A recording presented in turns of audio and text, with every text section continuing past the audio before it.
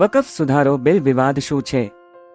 વિગતવાર સમજણ. સદીઓથી એક એવી સંસ્થા છે જે ધાર્મિક, ચેરિટેબલ અથવા સમુદાયના હિત માટે સંપત્તિનું સંચાલન કરતી આવી રહી છે. હવે એક એવા બિલનો પરિચય કરવામાં આવ્યો છે જે આ સંસ્થાની કાર્યપદ્ધતિમાં મોટા પાયે પરિવર્તન લાવી શકે છે. તે લાખો લોકો માટે શું અર્થ ધરાવશે?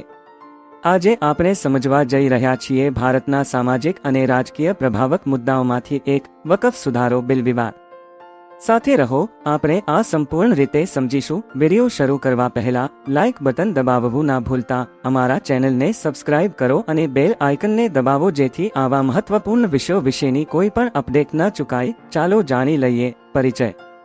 વકફ શું છે? ચાલો પહેલા સમજીએ કે વકફ છે શું. વકફ એ અરબી શબ્દ છે જેનો અર્થ છે ધાર્મિક દાન.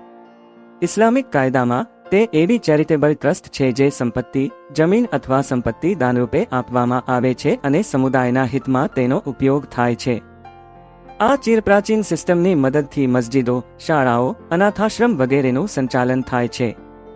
ભારતના કાયદા અંતર્ગત વકફ એક્ટ 1995 માં તેની જોગવાઈઓ છે જે વકફ સંપત્તિઓ અને બોર્ડના નિયમન માટે લાગુ થાય છે. પરંતુ આ સિસ્ટમમાં ફેરફારો લાવવાનું બિલ આવીને કેમ વિવાદનું કારણ બન્યું છે? આવો જાણીએ.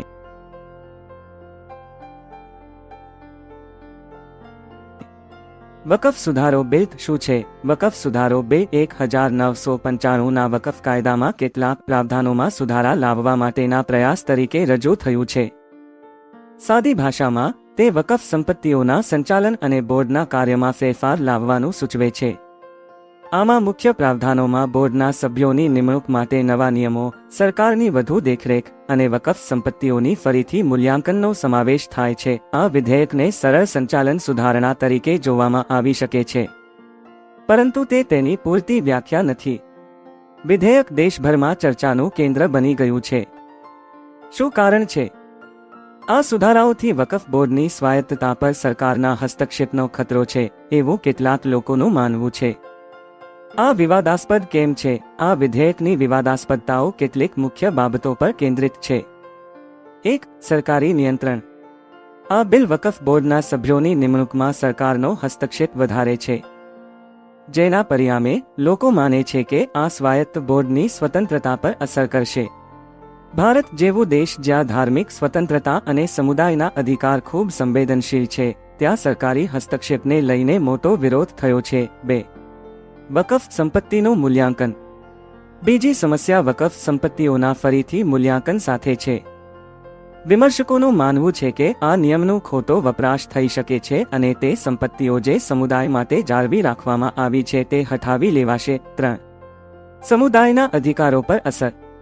વકફ સંપત્તિઓનો મુખ્ય લાભાર્થી મુસ્લિમ સમુદાય છે અને આ સુધારા વિધેયકનો અમલ તેને તેની સંપત્તિઓ પરનો નિયંત્રણ ગુમાવશે એવી ચિંતા છે. વકફ હંમેશા મુસ્લિમ સમુદાયની ધાર્મિક અને સામાજિક કલ્યાણ માટે મહત્વપૂર્ણ સંસ્થા રહી છે. આ વિધેયકથી તેમની માલિકીના અધિકારમાં ઘટાડો થઈ શકે છે. સરકારની દ્રષ્ટિ હવે આ મુદ્દાને બીજી બાજુ પણ જોવી જોઈએ.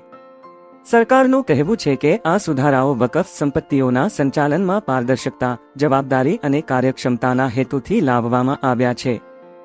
તેઓ દલીલ કરે છે કે હાલમાં સિસ્ટમમાં દેખરેખનો અભાવ છે, જે દુરુપયોગ અને ભ્રષ્ટાચાર તરફ દોરી રહ્યો છે. આ અંગે સરકારનું વધુ કહેવું છે કે આ સુધારાઓ વકફ બોર્ડ અને લાભાર્થી બંનેના હિતમાં છે, જેનાથી વિતરણના અવ્યવસ્થિત પ્રકારોને અટકાવશે અને સમુદાય માટેની સંપત્તિઓની યોગ્ય રીતે વપરાશ થશે.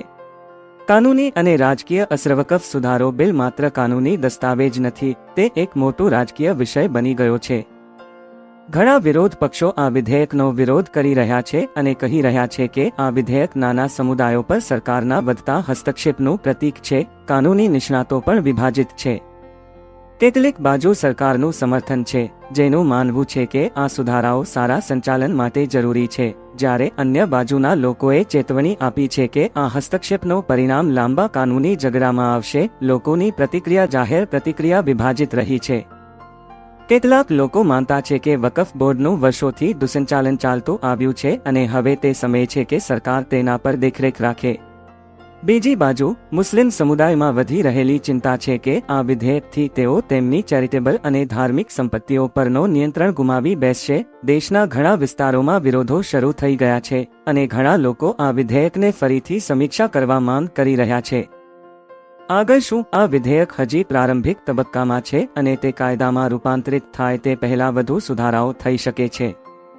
વિધેયકના કેટલાક વિવાદાસ્પદ ભાગો પર સંશોધન થવાની સંભાવના છે, પરંતુ એવી પણ સંભાવના છે કે સરકાર તેના સ્ટેન્ડ પર કાયમ રહેશે. આ મુદ્દો માત્ર સંપત્તિ વ્યવસ્થાપન સુધી સીમિત નથી, પરંતુ તે ધર્મની સ્વતંત્રતા, સમુદાયના અધિકારો અને સરકારના ભવિષ્યમાં લેવાયેલા નિર્ણયોની વાત છે. નિષ્કર્ષ પંથમાં વકફ સુધારો બિલ વિવાદ એ એક વધુ ગૂંચવણભર્યું અને બહુવિધ પાસાઓ ધરાવતો મુદ્દો છે જે કાયદાકીય સુધારાઓથી આગળ વધીને મુસ્લિમ સમુદાયના સામુદાયિક હકો અને સરકારના ભવિષ્યના દાવમાં મહત્વની ભૂમિકા ભજવે છે. આ વિડિયો જોવા બદલ આભાર.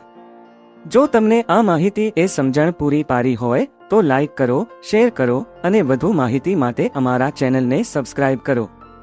તમે આ વિધેયક વિશે શું વિચારો છો તે નીચે કોમેન્ટમાં જરૂરથી જણાવો. વધારે જાણકારી માટે જોડાયેલા રહો.